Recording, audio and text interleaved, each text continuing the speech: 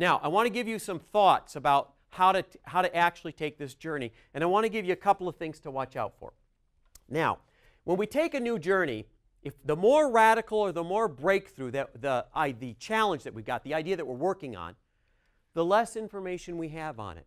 And remember, the green point of view, the create point of view, deals with the highest degree of uncertainty and the highest degree of flexibility. So in this position, there's an enormous amount of variability and very little impact.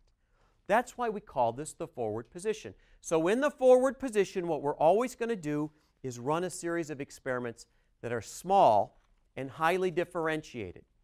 So we're going to say we're not exactly sure how I'm going to become the great painter at the art fair.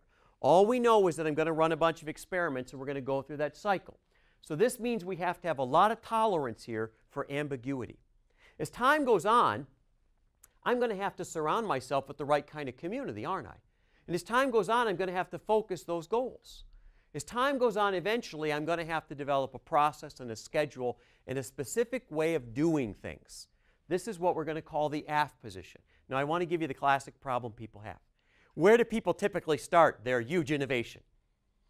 It's going to work like this. I'm going to have systems, I'm going to have 12 steps. I'm going to go 1, 2, 3. It's all going to happen. Boom, boom, boom. I wonder why it didn't happen. It didn't happen because this is a terrific way to approach situations that have very little ambiguity and high impact, right?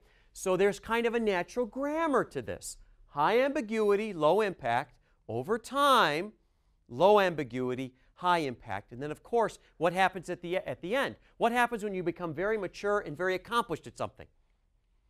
You come right back to the beginning. And this is why in our lives, think about our lives as cycles. Don't we have parts of our lives where we're beginning again? You know, so you go to high school and they train you in a particular area, but then you go to university, right? Or you go to a job and you got to learn again. You got to learn the craft. You got to learn the trade. And then you get through university and you get into a job, and then you have to learn again. And then maybe you get married.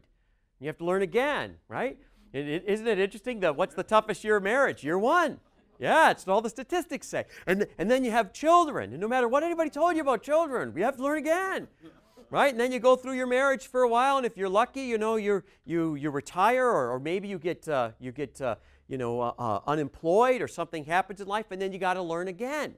And again and again and again. And the point is, there is no there. All there is the cycle, and that's a gift. It's a gift because it's what pulls us forward. It's why we never stop growing. It's why there is no such thing as retirement. We always are learning as we go along. In fact, there's a lot of medical journals that say, what happens to people who believe they've arrived? They die. Quite literally. I mean, it's scary, isn't it? So the notion is we're going to continually go from green to red and back to green, and that's the process that we want to take. We're going to have to use those natural dynamics of writing what moves. That's what's going to happen to us. So 4 steps, right? High quality targets, deepen a diverse domain expertise, multiple shots on goal, and learn from experience and experiment.